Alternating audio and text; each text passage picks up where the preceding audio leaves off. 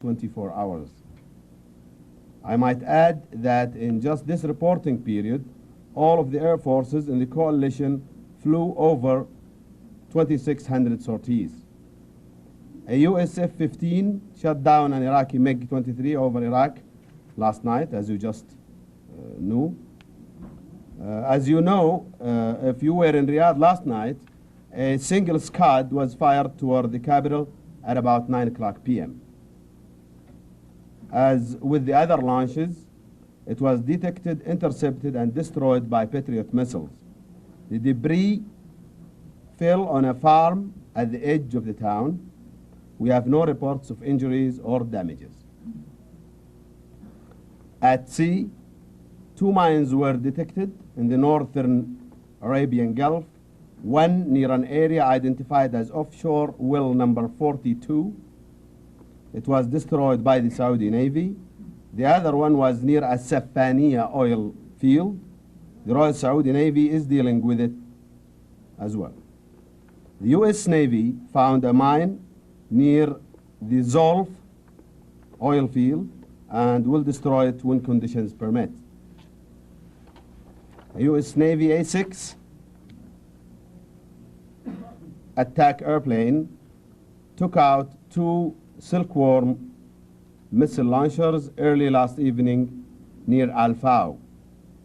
Shortly before midnight, an A-6 severely damaged an Awza-class Iraqi petrol boat near near Al-Shu'aiba port. I'll be pleased to respond now to your questions. Yes, sir. This is about the third incident or so of the frog missiles. What is Iraq's strategy? If you figure that out, what can they do with those frogs they can't do with artillery? The frog has a longer range than the artillery, of course. It can go to about 70 kilometers. So this will give them the advantage. And also the effect of the warhead is larger than the effect of the artillery. And I think they're using this to disturb our troops and make sure they do not do their training and during their relaxation parts, but there isn't that much effect. Yes, sir. Sir, I wonder if you could clear up a matter on the oil on the beach at Al-Khafji. We've heard from General Stevens that it was the result of Iraqi action. Is that oil from the tankers, released from the tankers from Sea Island, or is it from the artillery that hit oil storage facilities at Al-Khafji? I was hoping you will not ask this question because the Navy commander is not here tonight. But all I know is the information that was given by the last press conference and also by the Ministry of Petroleum spokesman. Sir, since the beginning of the war, we've had briefings from senior American military officers, Cheney, Powell, Schwarzkopf. And while we're delighted to have you here every night, I just wonder, where are the senior Saudi military officers, in particular Prince Khalid, and is he unable or unwilling to speak publicly about the conduct of the war? Well, he is neither unable nor unwilling. He is my boss, and I promise you I will talk to him tomorrow and ask His Royal Highness General Khalid to come and talk to you. As you know, I cannot guarantee the answer, but I'll do that. Thank you. Yes, ma'am. Colonel, can you give us an idea why you think these planes are going from Iraq into Iran? Can you give us some more information on that? I have no information in that. I've listened to this question repeated, and I also mentioned that as a response to the question last night, if our government talked to the Iranian government, this matter is the responsibility of Ministry of Foreign Affairs. I have no information whatsoever regarding this question. To follow up on that, you're also sharing the feeling that these planes are not a threat once they've landed in Iran? again, we hope that the Iranians will keep their word that their official spokesman said that according to Geneva Convention, they will keep the airplanes and the pilots. Sir, we understand that, that the coalition has something that we call air superiority. How can all these planes go from Iraq to Iran if there is not an agreement to not interfere with them? Is there an agreement, is there an order to not interfere with Iraqi planes that are going to Iran? I am not aware of such an agreement, and remember that Iraq is a big country, and they have been flown from northern Iraq, and the coalition forces is concentrating in the theater of operations. That's the only answer I know. You mentioned mines near oil fields, oil wells. Are these isolated incidents? Or are they part of an overall strategy, a real focused one right now to hit? No, it's just a part of overall. It's every press conference here, we do declare any mine that we detect or destroy, regardless of the location of that mine. These all happen to be near oil fields? Just happen to be near oil fields, yes. Colonel, do you have any information about Iraqi casualties from chemicals as a result of damage done by Allied bombing? I heard this question in the last briefing. I have the same answer. I have no information. Colonel, if you know what bases these aircraft are coming from to go into Iran, and you apparently know the numbers, could you also help us a little bit with what types of combat aircraft have already gone to Iran? I really have no idea about the types. Do you know the types, Colonel? No. Yes, sir.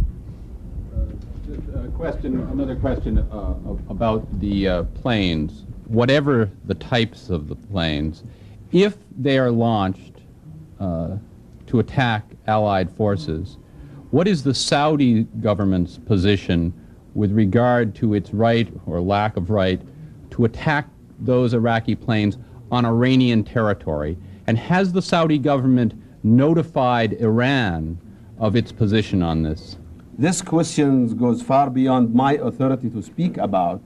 I am here speaking on behalf of His Royal Highness, the Commander of Joint Forces, and all I know that Saudi Arabia is doing its part as a part of the coalition forces to free and liberate Kuwait as a result of the United Nations agreement. Colonel, sir, if you cannot stop the Iraqi planes from going into Iran, how can you be confident that you will stop them when they come out of Iran? When they come out of Iran, they do have to come over the theater of operations. Don't they have to go over the theater of operations to go when into they Iran? are over the theater of operations, then they are detectable, and the coalition forces has the right to deal with them. Yes, sir. I may not understand. Let me just follow on this, sir. How can they go into Iran without going over the theater of operations if they must go over the theater of operations to leave Iran? As I just mentioned, that Iraq is a big country, and they might have gone from the northern part of that country. Are these Iraqi planes detectable by Royal Saudi Air Force AWACS aircraft? I need to ask Colonel Joyd this question. Can I elaborate on the airplanes? Just to give you our, as an Air Force, positions. Those airplanes, which flew over, and we heard a lot of talks about it. Let's just use a theoretical, assessment of those airplanes. Either they are, sitting in a bunkers once we start dealing with those airplanes in bunkers, and the pilot stays there waiting for a bomb to fall on the top of the shelter or flying away. So regardless what we said, air superiority is being achieved. Air supremacy he's starting giving us some air supremacy away, because those airplanes are turning away. Regardless what's the expectation would happen out of those airplanes will land in Iran. We have to take a precautionary, and we have to plan for the worst. And as I said from the beginning, we have an outstanding air defense that will take care of whatsoever will happen, crossing the, our limit in reaction into the air defense. Excuse me, just to follow that up. Presumably, an Iraqi fighter in the air, whatever direction it's going in, would be a likely target. I mean, it would be a target that you would want to pursue. I don't understand why one would attack it coming from Iran to Iraq and not attack it going the other way, unless something has been arranged.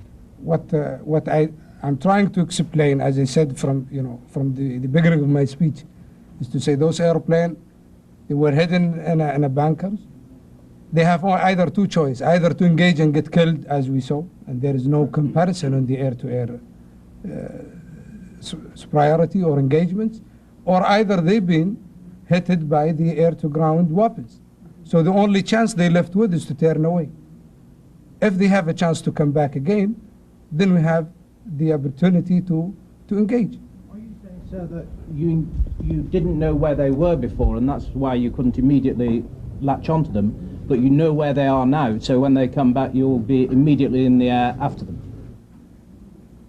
As an Air Force, our priority is changing based on the situation. So when we start selecting the next priority in according to our objective and to our own timetable, then we know those priority is changed and those airplane becomes more visible or more in the method of how we are going to deal with it. Yes, Colonel, but you expect us to believe that Iraq can fly 90 sorties in any direction, including a considerable number of sorties by heavy, slow, civilian transports, without the Allied air forces having air superiority shooting any of them down? And we're supposed to believe there's no tacit agreement? Those sortie or the number you came up with, is those an operational number that could affect, or just an airplane that loaded only with the fuel and turn away? You know, what is the effect of those airplanes regardless what is the number? So I don't want to go through the operation and tactical argument of what those airplanes loaded with and how did they go turn away. But I can assure you, the absence of the Air Force in the first 2-3 days of the war, and then they came up of, that's the theoretical I'm trying to use, not only to convince you, but to assure that I think the Air Force is doing what they're supposed to do, and we are prepared to counter there. Ask you one question here, sir. What? All right, go ahead. I've got one for the Colonel on a different subject. Colonel, yesterday we were told that an Iraqi defector, now a prisoner of war, had said that he may or may not have seen 4 foreigners who may or may not have been CBS News crew that disappeared. Today we're told the defector may not even exist.